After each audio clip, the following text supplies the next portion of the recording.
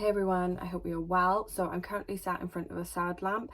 If you do suffer with seasonal affective disorder, I would highly recommend getting the lamp. You can get one, I think, for about £18 from Amazon, and obviously you would check with your doctor, take high strength vitamin D supplements.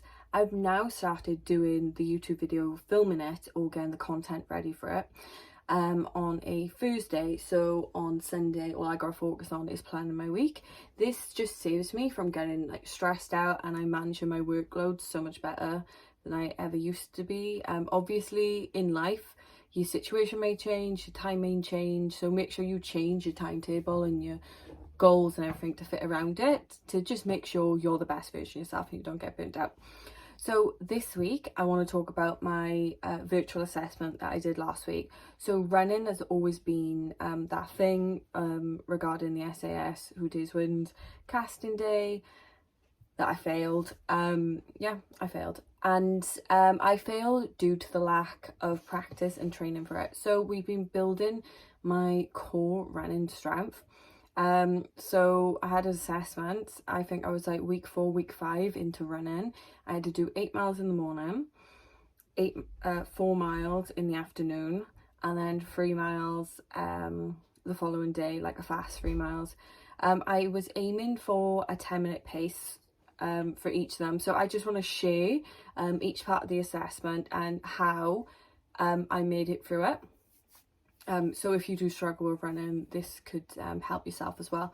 So in the first part of the assessment, it was an 8-mile route, and in general the terms are you should always have a little bit of water every 3 miles, or you should always know where water source is every 3 miles. So I planned my route beforehand. I didn't just like set it on my watch and everything, because I know running for me is a struggle. If I kept looking down at my watch and I'd be like, oh my god, I need this much, I need this much, all those voices would go in my head and it's just pointless. So I just planned it out beforehand. I already knew which way I was running, so I set kind of like water breaks every 3 miles. So the first break I did in a petrol station, and the second break then I did in, like, you know, typical Tesco with a toilet.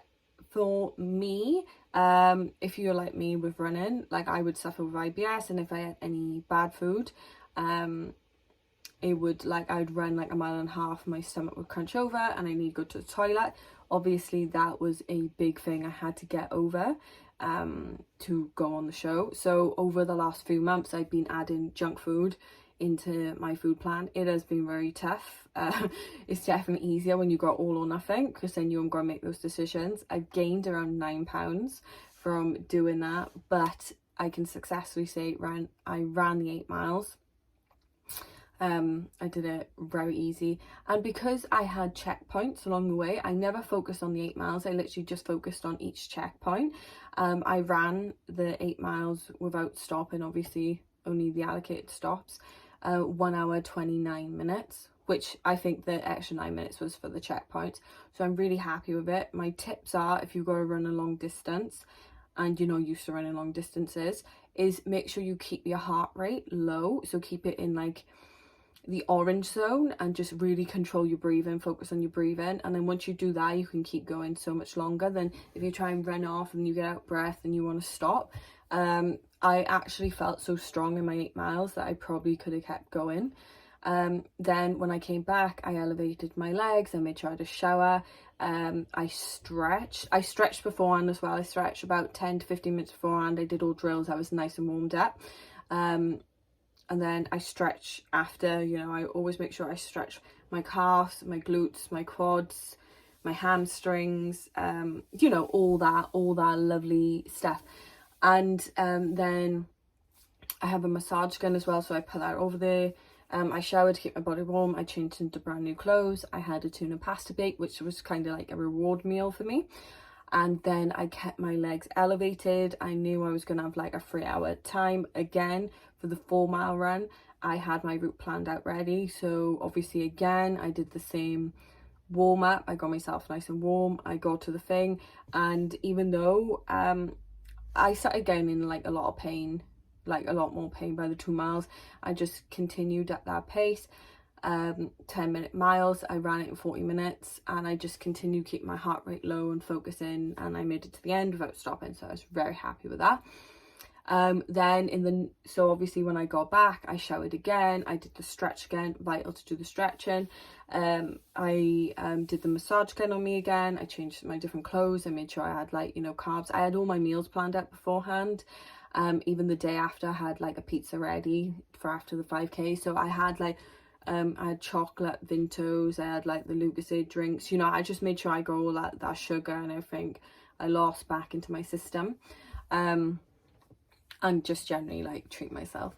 And yeah, so I was in a lot of pain the day after. I couldn't really walk, in the night I couldn't really walk down the stairs with like out bending my knees. I was in agony. But I did ice my knees. I made sure to ice my knees, and then kept my legs elevated as long as I could. I had a really early night sleep, so I slept for about 10-12 hours, and then I woke up the day after and I had no stabbing pains in my knees or anything. It was all good. So then I banged out the 5k again. I did the warm-up, even though it's so fucking boring to do these warm-ups and so fucking boring to do the stretch. I did it. I knew which route I was doing, and I ran it in 26 minutes 30 seconds. So I was extremely happy. So what I learned is that you need to ensure, like, to plan beforehand, get all your food ready. Don't use any uncertainty. Literally start your watch and then don't bother looking at it. If you have your routes planned, make sure you have a good recovery strategy. Your mind will be blown, not necessarily your body as much. So get like your Netflix or whatever you need to do. Make sure you get your early nights. Sleeping is vital, and make sure you hydrate yourself when you're running. Only have like little swigs, because if you try and overdo it, you know, will slosh in your belly and you just don't even hydrate you. So that is my tip on how I did my virtual assessment and generally how it went. I hope these tips can like help you if you go do events. But yeah, icing your knees help, and then obviously, you know, in a better climate, it's always good then to have like a post-recovery massage. So I hope it really helps. I look forward to seeing you next week. See ya.